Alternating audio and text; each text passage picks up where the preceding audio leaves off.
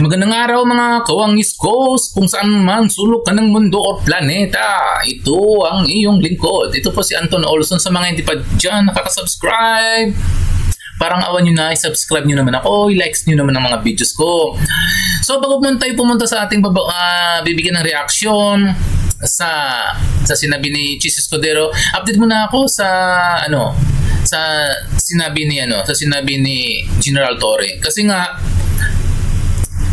di ba kung natatandaan niyo, di ba nagsalita si Mayor Basti na bubugbugin ko yung unggoy na yan. So ngayon nagdaang araw, nagalit, sumaman loob ni General Torre, galit nga.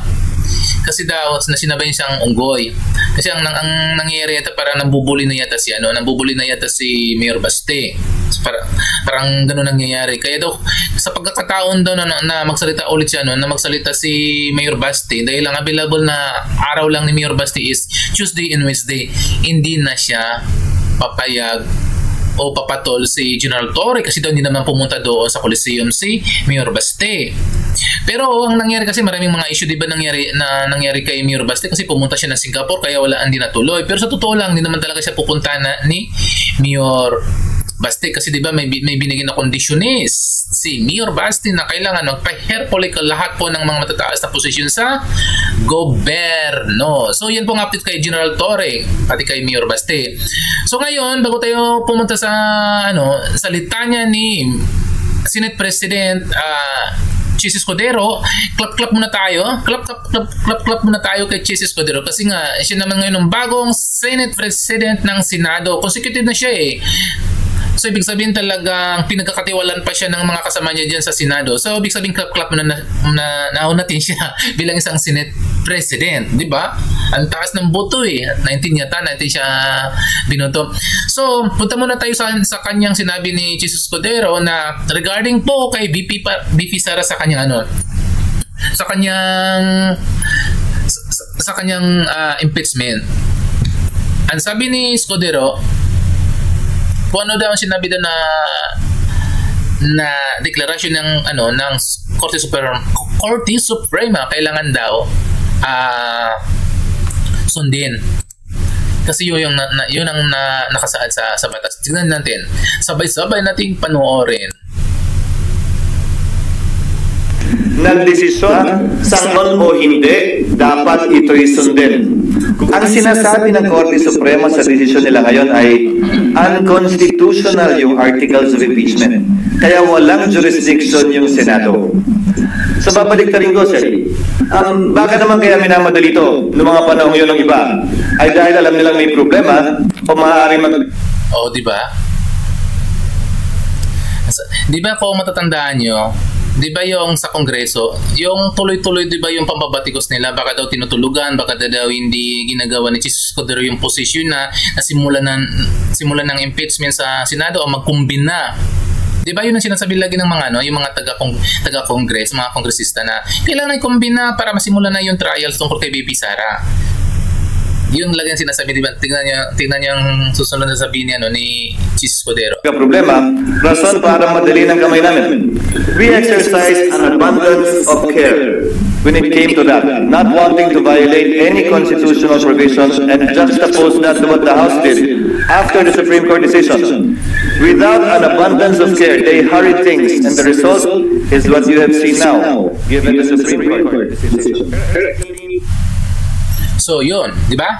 Narinig nyo yung sinabi na malinaw pa sa malinaw pa sa crystal water. Diyan po sa mga DDAs dyan, mag-clap muna kayo. Clap muna kayo kasi magandang simulain yan. Kaso lang mangyari kasi dyan, kahit ipagpilit pa dyan ni Chis Escudero na sundin ng Supreme Court, kung mayroon pong mag-motion dyan sa Senado, ang mangyayari po is magbubutuhan. Kasi unang-una, kung malalaman nyo, mayroon diyang mga senador dyan na talagang pinipilit nila na gusto nilang ituloy yung impeachment. Unang-una si Bam Aquino, Risa Ontiveros, at kung sino pa diyang against sa yung pumapayag pala sa impeachment. So ang mangyayari dyan, magiging butuhan dyan. Pero siyempre kailangan nating ipanalangin na sana hindi matuloy yung impeachment. Kasi kung totoo, ang dami-dami pong problema ng Pilipinas na pwede pang gawin marami pang batas dapat nila silang gawin. Kaso lang mangyayari kapag masimulan nila po yung impeachment, tagal yan, naabutin yata yan ng ilang buwan yan, di ba? So mas maganda, sundin na lang nila kung anong nakasaad, kung anong sinasabi ng ng Korte Suprema. Na nga, di ba, nagpahayag na ng damdamin si Franklin Drilon. Matalino yan, ha? Matalino ng abogado yan. Kung ako nagkakamali, top 3 yan sa bar exam. Di ba sabi niya, respeto natin kung ano sinasabi ng Korte Suprema. Kaso lang ngayon, ang lagi nating maririnig ngayon yung mga taong nangangaw-ngaw, na wala namang alam sa batas, sa kanila, yung nagfi-feed lang naman sa kanila, yung kanilang mga kapitbahay, kung sino yung mga Poncio Pilato na nagpi-feed, yung nangaw-ngaw na kailangan daw matuloy ang impeachment. 'Di ba yung Congress, kung makikita niyo sa mga television, sa television makikita niyo, 'di ba magpa-file sila ng reconsideration sa Korte Suprema. Kaso lang, 'di ba, sinabi kaagad ng Korte Suprema, bago ka mag-file ulit ng article of impeachment dapat 1 year, di ba? Ay nagpali sila February 5, sa sunod na taon, 2006, February 5, 1 year na pwede na silang mag-submit. Kaso lang, ang tanong, matutuloy pa ba ulit yun, yung impeachment na yun? Kasi nga, lalong-lalo pa ngayon sa panahon ngayon, matunog ang pangalan ni Sara Duterte na parang tatakbo siya sa 2028 na presidente ng Pilipinas. Pero kung titignan ko, hindi ko alam to si hindi ko alam to si Chis Escudero, si Queso de Bola, kasi ang tawag sa kanila, minsan kasi ang tawag sa kanya, di ba, Kilay. Hindi ko kilala si Chis Escudero kung ano ba talagang pangkat siya, kung pangkat pa ng Pinklawan, Duterte, o kung ano pa yung mga grupo dyan. Hindi ko alam, kasi ang naalala ko dati nang tumakbo siya na Vice President ni Grace po. Di ba, hindi naman siya hindi siya membro ng Duterte, pero ngayon hindi ko alam kung namamangka siya sa dalawang bundok. Namamangka siya sa dalawang bundok. Pero kahit papaano, maganda na itong simulain sa mga DDS supporters niya na kahit papaano marami pa rin na rumirespeto sa deklarasyon ng Korte Suprema na sundin at irespeto kung ano ang sinasabi ng Korte Suprema. Kasi nga malinaw pa na depektibo talaga ang article of impeachment. Nang salita na yan ang nagsalita talaga yung dalawang mga judges ng taga Korte Suprema. Kung makikita nyo sa mga social media, meron siya doong mga pahayag ng yung mga judges diyan. Kaya ngayon, maganda to. Masayang simulain. So ngayon, puntahan mo muna natin sa yung lahat ba nakakapanood ng yung State of the Nation address o kay President Bongbong Marcos Jr. Pansin niyo lahat ang sinabi niya, parang style lang sa pangangampanya. Yung 'di ba kapag nangangampanya kasi sabihin mo lahat yung mga pangako po na magpapagawa ako po ng tubig, magpapagawa ko ng healthcare, lulundag ako sa building, aakit ako sa puno, kakain ako ng bubog, kakain ako ng buhay na manok. Yung panay pangako lang, 'di ba? Kasi nga kung titignan niyo lahat po ng mga nagdaang mga presidente na mga State of the Nation address, lahat po ng 1 taon, 2 taon at bawat taon na nagkakaroon sila ng SUNA, lahat pong nagawa nila, binibida nila sa kanilang State of the Nation address. Di ba? Pansinin niyo lahat po yung mga ng mga presidente. Binibida nila lahat ng kanilang nagawang proyekto. Ngayon ang kay Bongbong Marcos, pansinin niyo, panay magpapagawa ako ng ganito, magpapagawa ako ng ganon, magbibigay ako ng laptop sa mga teacher, di ba ganon?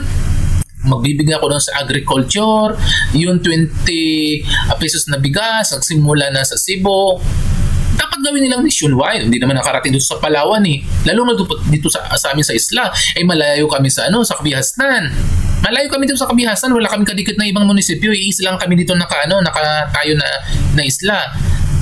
Ay buti nga, andito yung Amanpulo, sakop namin ng Amanpulo, kahit pa paano meron kami pinagkikitaan may pinagkikitaan kami na tax na galing sa kanila na binibigay sa amin ng Amanpulo Resort. Ay kung wala, nga kami dito sa sa Palawan, di ba? Ganun talaga ang mga mangyayari. Pansin niyo, tingnan niyo, kung mayroon kayo diyan, tingnan niyo kahit sa mga sa mga YouTube, wala kang makikita doon na mga proyekto na nangyari sa 1 taon, sa 2 taon. Wala kang makikita mga proyekto na ginawa. So, yan muna ang mga mga kawangis ko Sa mga kawangis ko diyan, bye-bye muna ha. Yan lang muna ang reaction ko at mga update sa susunod na araw. Bibigay tayo ng mga iba mga update na ating makikita diyan. So mga hindi pa din nakaka-subscribe sa akin, paki-subscribe naman diyan at huwag niyo naman kalimutan i-like yung mga videos ko. Bye-bye muna sa ngayon. Thank you.